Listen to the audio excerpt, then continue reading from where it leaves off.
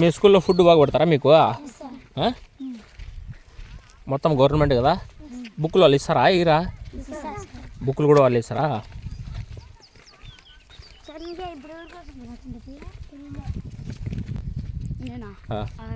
నువ్వు ఆర్మీలో ఇవ్వాలి. నువ్వు జనార్దన్? పోలీస్. నువ్వు ఏం పేరు? నీ పేరు? రామ్ చరణ్. బా సూపర్. నీ పేరు మా? నువ్వేమో అవుతావమ్మా? బా వెరీ గుడ్. అదే లక్ష్యంతో చదవాలా, సరేనా? మీ ఊరి పేరు బాగా నిలబెట్టాలా. బాగా చెప్తారు కదా మీ అవివాళ్ళు చదువులు మీకు? ఏం సతాయించడం కొట్టడం అట్లా చేస్తారా? డిగ్రీ చదువుతున్నావా? అదా జనార్దన్, మీ ఊరికి వచ్చినాము, టీ కాఫీ ఏమైనా తీసిస్తావు నాకు? చెప్పించిస్తావా రామ్ చరణ్? చెప్పించిస్తావా? నీ పేరు ఏం పేరమ్మా? నందిని.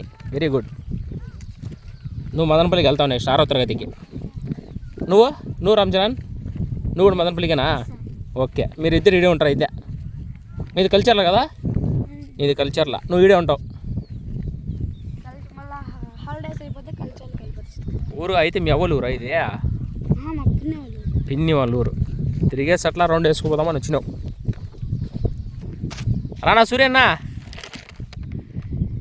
ఏదో అడ్మిషన్ క్యాంపింగ్ కోసం మేము పల్లెల్లో పిల్లలు అడవి దగ్గర ఉంటే అడవి దగ్గర పోవాల్సిన పరిస్థితి. ఎందుకంటే ప్రభుత్వ వ్యవస్థలను బలోపేతం చేయాలంటే తప్పని పరిస్థితి.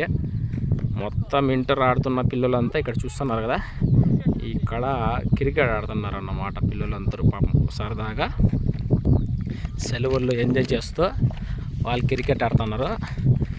మేము వాళ్ళ దగ్గరికి వెళ్ళి అడ్మిషన్ చేసుకోవాల్సిన బాధ్యత మాది కాబట్టి తప్పదు, వెళ్తున్నాం.